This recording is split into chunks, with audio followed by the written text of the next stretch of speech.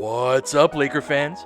In part 1 of this series on Ty Lue's offense, we took a look at the spacing principles that he utilizes. In this video, we see how he applies those principles in his most common live ball action, spread pick and rolls.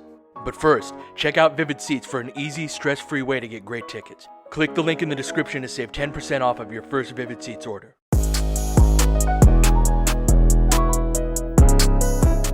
A spread pick and roll is when you have two players in the deep corner, one on the wing, and a high ball screen up top. This allows his team to space the floor within the principles that we saw in part 1 of this series, while having a non-shooting big on the floor. Let's see that setup one more time. They don't start in the spread formation, but by the time Thompson sets the ball screen, they're in it.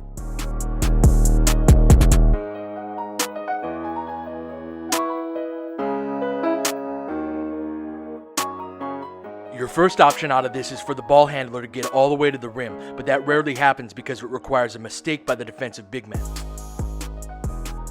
So what Lue often tries to do out of this spread formation is get a single side tack. That means the ball handler drives toward the side where the wing player is, leaving the weak side defender in a tough position. If he stays with the weak side shooter, that leaves the roll man open. If he goes to stop the roll man, the weak side shooter is open. As a result of this, defenses try to avoid single tag situations whenever possible, sending the ball handler in the other direction. Look at how much distance Corey Joseph has to cover to get back to the shooter.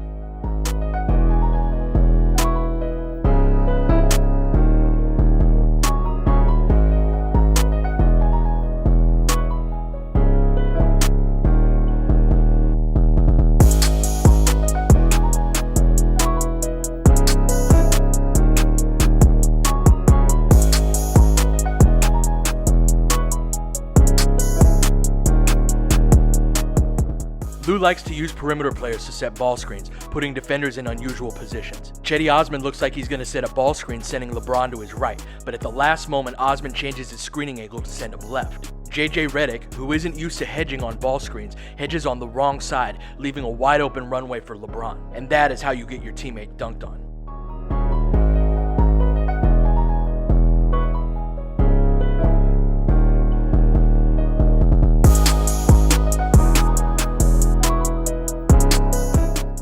Luke Kennard tries to hedge here, but he leaves too early and he's too small to stop LeBron even if he didn't.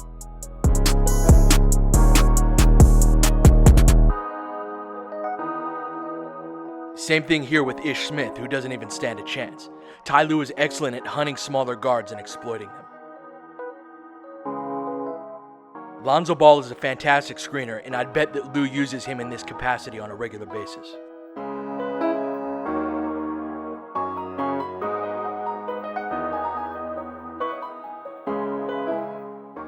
He also has a point guard's understanding of defensive coverages and knows when to slip.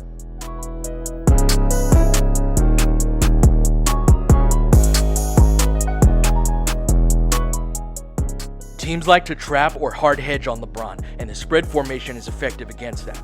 LeBron is big enough to deliver the pass over the trap, and smart enough to recognize the open pocket pass down below. So once Kevin Love gets the ball on the short roll, it's a 4-on-3 situation and Love just needs to find the open man.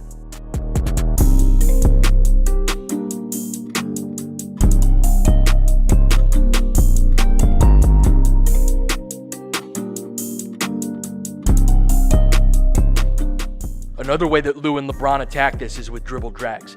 When the second defender comes, LeBron dribbles away from his screener and takes that second defender with him. That leaves the screener wide open. Osman misses this, but it's a great look.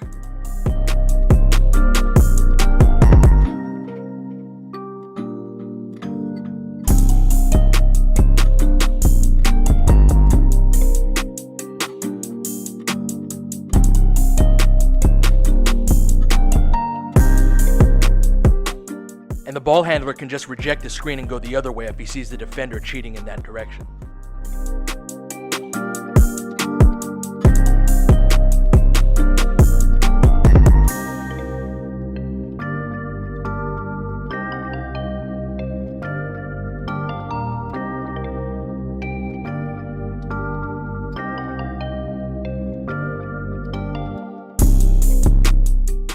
But the ball handler has to attack and put pressure on the defense for these spread pick and rolls to work.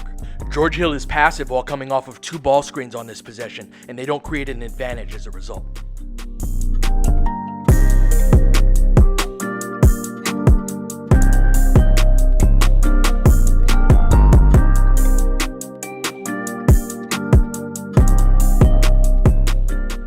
This is something that Lonzo is often guilty of. There are other ball screen actions that Lou runs that fit Lonzo, but he'll need to be more of a scoring threat in order to maximize these spread pick and rolls. Conversely, Brandon is a scoring threat off of ball screens, but misses a lot of passing reads.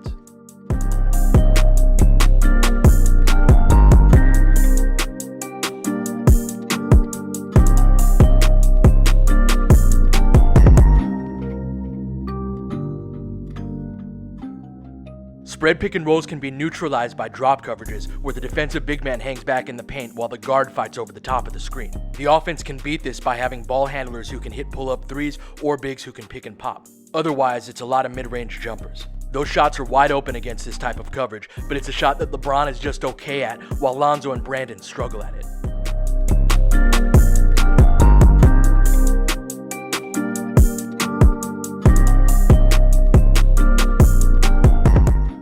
As a result, it's absolutely essential that the Lakers can get a big who can stretch the floor if they want to build around their current perimeter talent. If not, they're not going to come close to getting the most out of something that Ty Lue does well. In part 3, we'll take a closer look at a weakness of Lue's, how he attacks switches.